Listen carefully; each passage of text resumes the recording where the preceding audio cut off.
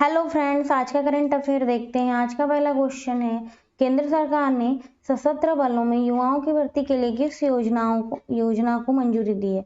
तो इसका correct answer option D हो जाता है। अग्निपथ योजना को सरकार ने मंजूरी दी है। इसका सोल्यूशन देखते हैं।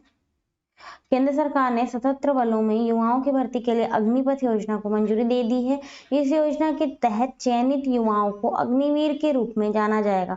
उन्हें 3 सेवाओं में लागू जोखिम और कठिनाई भत्ते के साथ एक आकर्षक मासिक पैकेज मिलेगा। नेक्स्ट क्वेश्चन है, द्विपक्षीय सहयोग को बढ़ावा देने के लिए किस देश के विदेश मंत्री भारत की आधिकारिक यात्रा पर हैं? तो इसका करेक्ट आंसर ऑप्शन सी हो जाता है, स्पेन। इसका सोल्यूशन देखते हैं।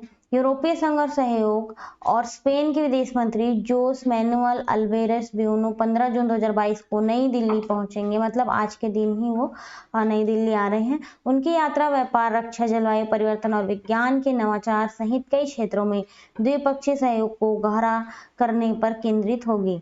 नेक्स्ट क्वेश्चन है, भारतीय ड्रोन नियम 2022 के तहत किस ड्रोन कंपनी को पहला टाइप सर्टिफिकेट दिया गया? पहला टाइप सर्टिफिकेट दिया गया। इसका करेक्ट आंसर ऑप्शन डी हो जाता है।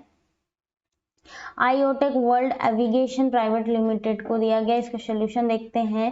केंद्रीय नागरिक उड्डयन मंत्री ज्योतिरादित्य सिंधिया ने 14 जून 2022 को नई दिल्ली में आईओटेक वर्ल्ड एविगेशन प्राइवेट लिमिटेड को ड्रोन नियमों के तहत फर्स्ट टाइम सर्टिफिकेट से सम्मानित किया है। यह कंपनी किसान ड्रोन के भारत के अग्रणी निर्माताओं में से एक है। नेक्स्ट क्वेश्चन है, किस दूरसंचार कंपनी ने मेटावर्स में भारत का पहला मल्टी कॉम्प्लेक्स लॉन्च किया है? तो इसका करेक्ट आंसर हो जाता है option C, Bharti Airtel limited.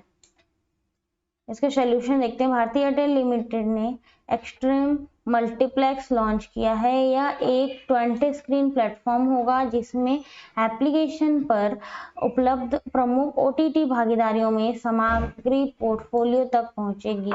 उपयोगकर्ता पार्टनर्ड मेटावर्स नामक मेटावर्स प्लेटफॉर्म पर मल्टी कॉम्प्लेक्स सेवा का उपयोग करने में सक्षम होंगे। यह मेटावर्स में भारत का पहला मल्टी कॉम्प्लेक्स है। नेक्स्ट क्वेश्चन है, किस राज्य सरकार ने किसान योजनाओं के लिए फ्रूट सॉफ्टवेयर लॉन्च किया है? तो इसका करेक्ट आंसर होता है ऑप्शन सी, कर्नाटक सरकार ने लॉन्च किया। इसका सोल्यूशन देखते हैं। कर्नाटक सरकार ने योजनाओं के लिए आधार आधारित सिग्नल विंडो पंजीकरण के लिए सॉफ्टवेयर लॉन्च किया है। इसे किसान पंजीकरण और एकीकृत लाभार्थी सूचना प्रणाली या फ्रूट सॉफ्टवेयर कहा जाता है।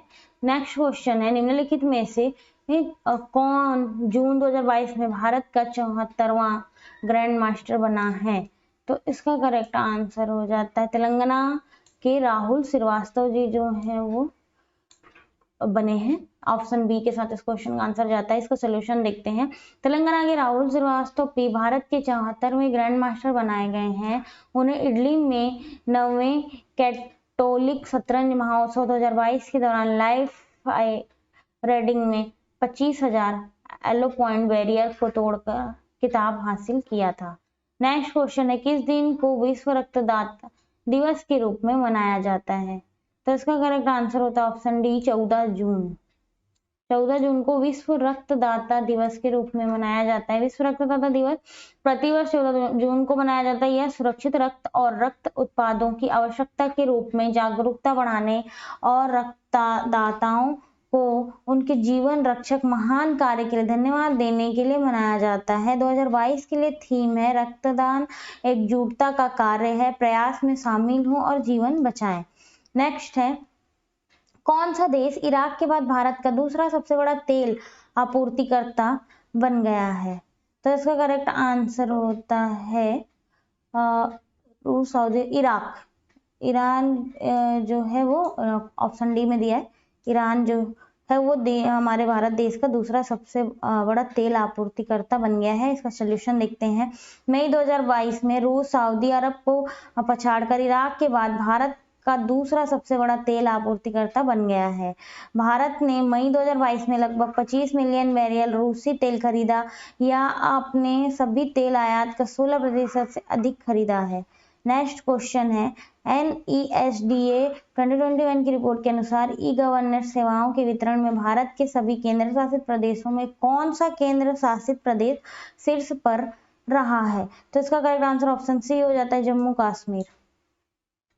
इसका सोल्यूशन देखते हैं। राष्ट्रीय governor service delivery assignment report 2021 के अनुसार जम्मू और कश्मीर गवर्नर सेवाओं के वितरण में भारत के सभी केंद्र शासित प्रदेशों में सबसे शीर्ष पर रहा है।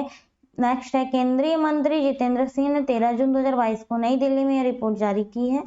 नेक्स्ट क्वेश्चन है, चेन्नई में चल रहे राष्ट्रीय अंतरराज्य एथलेटिक्स मीट में महिलाओं के ट्रिप जंप में राष्ट्रीय रिकॉर्ड किसने तोड़ा है? तो इसका करेक्ट आंसर ऑप्शन डी हो जाता है, ऐश्वर्या बाबू।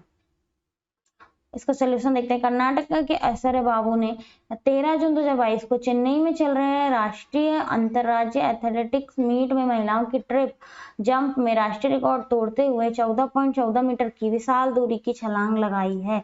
ऐश्वर्या ने 2011 में मयूखा जानी के 14.11 मीटर सेट के पहले की राष्ट्रीय रिकॉर्ड को बेहतर बनाया है।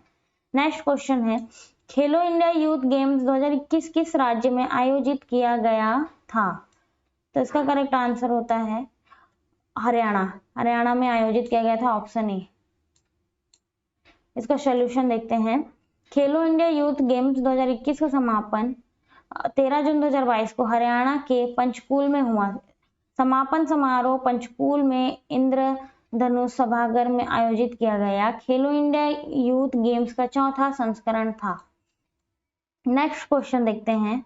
कौन सा देश प्रत्येक सिगरेट पर मुद्रित चेतावनी लागू करने वाला दुनिया का पहला देश बन गया है? ये है कनाडा। कनाडा जो है वो पहला देश बना है। इसको सॉल्यूशन देखते हैं। कनाडा दुनिया का पहला ऐसा देश बनने के लिए तैयार है जिसने हर सिगरेट पर एक मुद्रित चेतावनी पेश की है।